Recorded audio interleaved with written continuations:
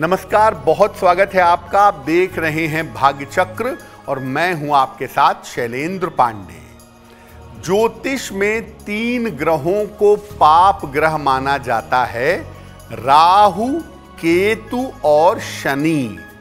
इसमें से कोई भी ग्रह अगर आपके लिए समस्या पैदा करता है तो समस्या गंभीर हो जाती है।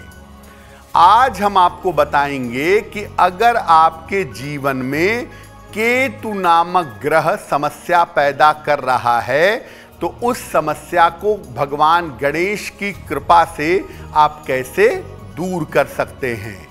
हम आज बात कर रहे हैं कि केतु की वजह से जीवन में कौन कौन सी समस्या होती है और भगवान गणेश की कृपा से उन समस्याओं को कैसे दूर कर सकते हैं। सबसे पहले जानते हैं कि केतु ग्रह इतना इम्पोर्टेंट क्यों है और ज्योतिष में केतु का महत्व क्या है।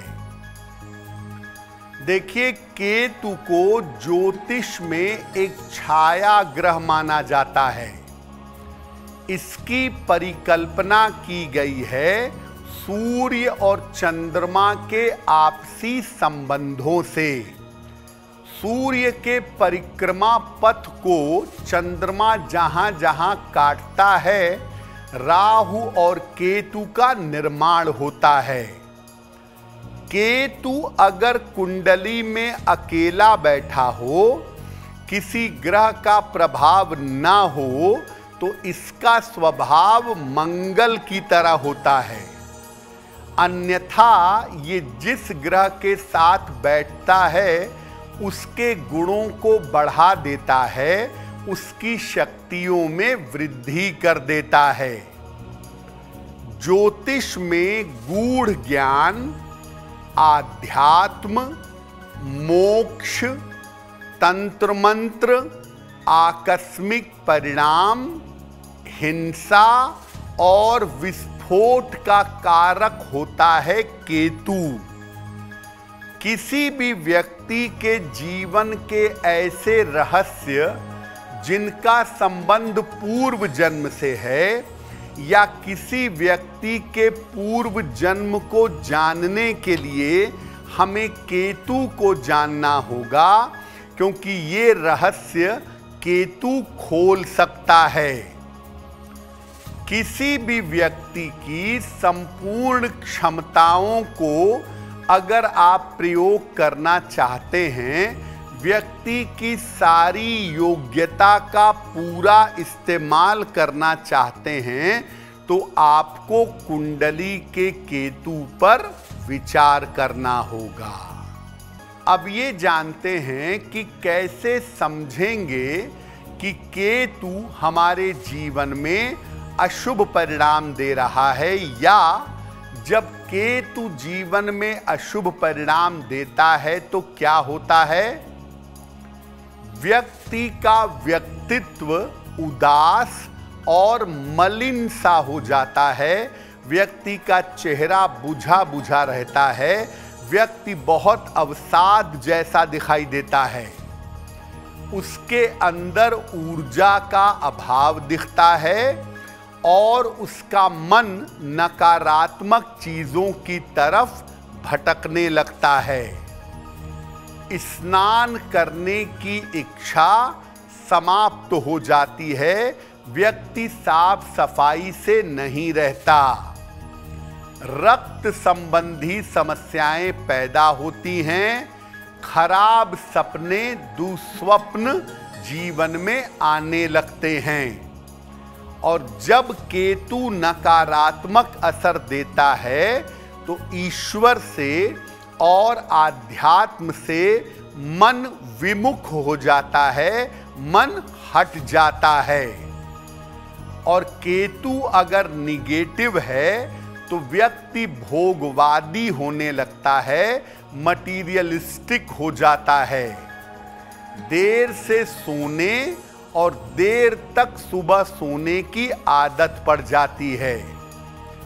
केतु जब निगेटिव होता है तो व्यक्ति से गलतियां बहुत होती हैं और व्यक्ति उन गलतियों को छिपाता बहुत है, गलत काम करता है और गलत काम को छुपाता है, ज़्यादातर नकारात्मक चीज़ों की तरफ, निगेटिव चीज़ों की तरफ आकर्षित होता है।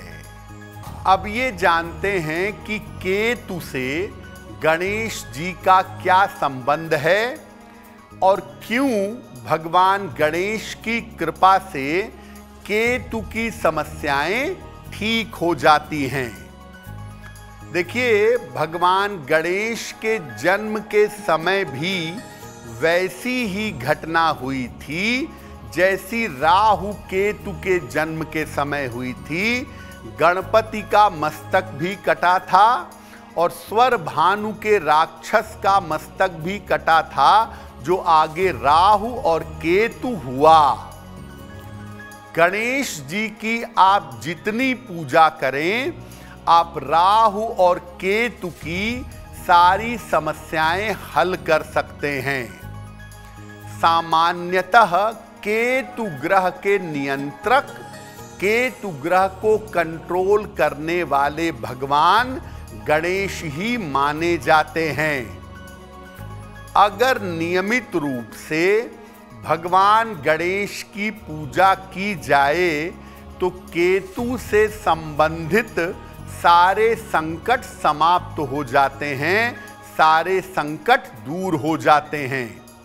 यानी अगर कुंडली में केतु की अंतर्दशा हो, महादशा हो, केतु कुंडली में नकारात्मक परिणाम दे रहा हो और ऐसे स्थिति में अगर आप भगवान गणेश की पूजा करें तो केतु से संबंधित बाधाओं को दूर कर लेंगे।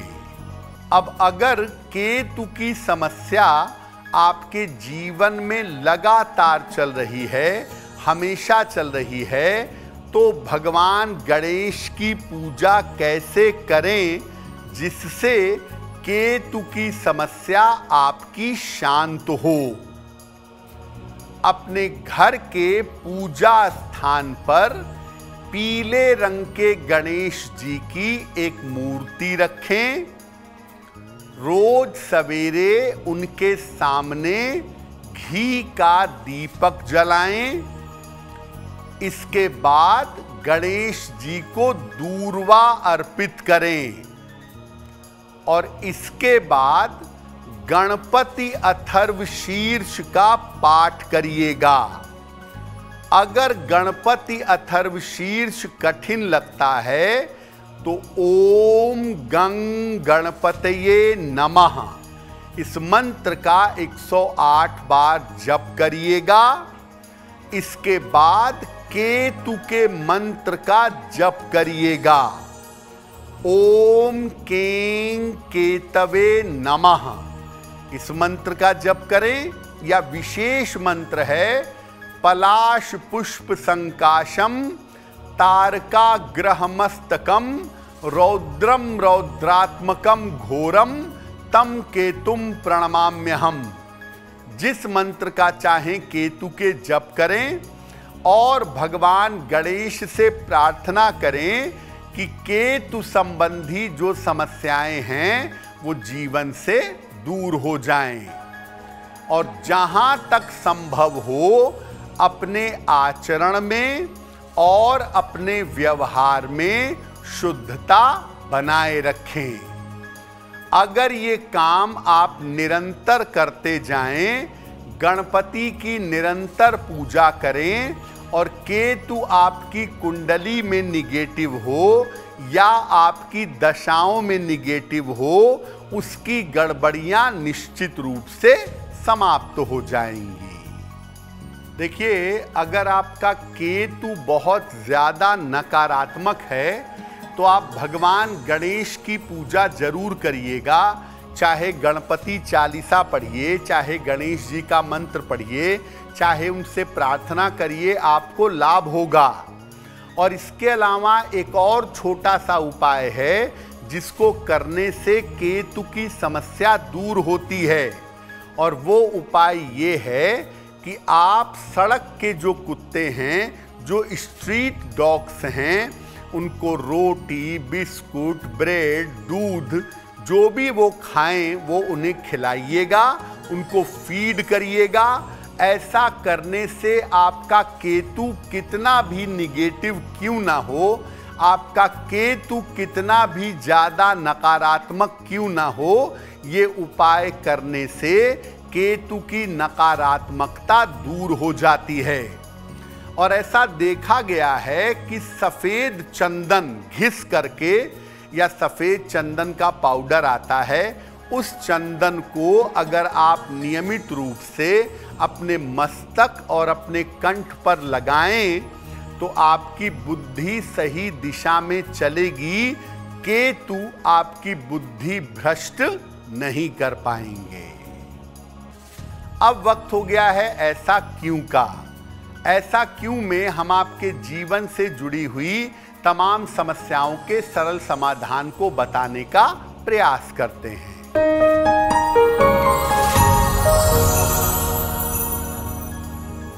ऐसा माना जाता है कि बुधवार के दिन धन का लेन देन करना बहुत शुभ होता है। ऐसा क्यों? देखिए, बुध जो है वो कॉमर्स के, फाइनेंस के स्वामी हैं। दुनिया का सारा व्यापार और धन का लेन देन बुध के पास ही होता है। हालांकि धन का जो बचाव है, खजाना है, वो बृहस्पति के पास है, लेकिन धन का लेन देन और धन के सारे ट्रांजैक्शन ये बुध के पास होते हैं। इसीलिए अगर आप बुधवार के दिन धन का लेन देन करते हैं तो धन का नुकसान होने की, पैसा डूबने की या पैसा फंसने की संभावना नहीं बनती है। अगर आप मुझसे जुड़ करके अपनी समस्याओं का समाधान चाहते हैं और चाहते हैं कि आपकी समस्याओं को ज्योतिष के माध्यम से सुलझाया जाए, तो आप हमसे संपर्क कर सकते हैं, जुड़ सकते हैं एस्ट्रो तक पर।